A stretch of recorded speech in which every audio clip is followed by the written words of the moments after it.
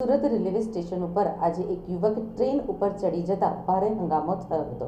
તે બચાવવા જનારને electric wire પકડી લેવાનું કહી બચાવનારને પકડી લેશે એવી ધમકી આપતો હતો.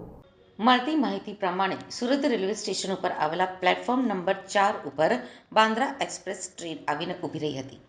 તે દરમિયાન એક યુવક એન્જિનની ઉપર ચડી ગયો હતો. આ યુવક ટ્રેનના એન્જિન ઉપર બેસીને હાથ જોડતો હતો અને ઇશારાઓ કરી રહ્યો હતો. લોકો તેને સમજાવીને નીચે ઉતારવાનો પ્રયાસ કરી રહ્યા હતા, જોકે તે ઉતરી રહ્યો ન હતો.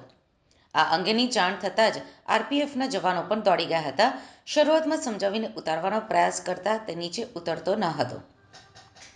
Bandra express train Surat railway station પહોંચી હતી ત્યારે 9:18 કલાકે આ યુવક ટ્રેનના એન્જિન ઉપર ચડી ગયો હતો.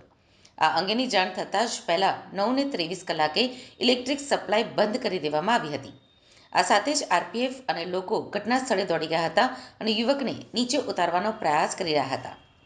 ભારે જહેમત બાદ આરપીએફ જવાન અને લોકો બંનેએ મળીને યુવકને નીચે ઉતારવાનો પ્રયાસ કર્યા અને આરપીએફ જવાનો અને લોકો યુવક સુધી પહોંચતા જ યુવક ઇલેક્ટ્રિક વાયર પકડવાનો પ્રયાસ કરી રહ્યો હતો.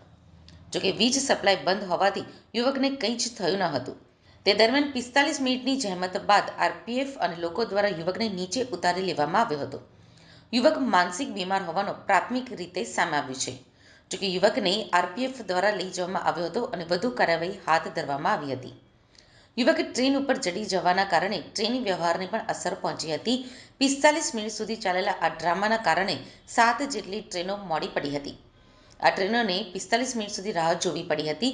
Jaipur superfast MEMU double decker, Tejas express, Humsafar express, Sayaji Nagari deluxe express train 45 minute સુધી મોડી પડી હતી, જેના કારણે મુસાફરોને પણ હાલાકીનો સામનો કરવો પડ્યો હતો. અત્રે ઉલ્લેખનીય છે કે પ્લેટફોર્મ ઉપર ઊભી રહેલી ટ્રેનના એન્જિન ઉપર ચડી જવાને લઈને આરપીએફની કામગીરી ઉપર પણ સવાલો થયા છે. રેલવે પોલીસની એક ચૂકના કારણે હજારો મુસાફરોને પણ હાલાકીનો સામનો કરવો પડ્યો હતો. આરપીએફ જવાનો હોવા છતાં પણ આ યુવક ટ્રેન સુધી કઈ રીતે પહોંચ્યો એ તપાસનો વિષય છે. આ મામલે રેલવે પોલીસ દ્વારા શું કાર્યવાહી કરવામાં આવે છે તે હવે જોવાનું રહ્યું.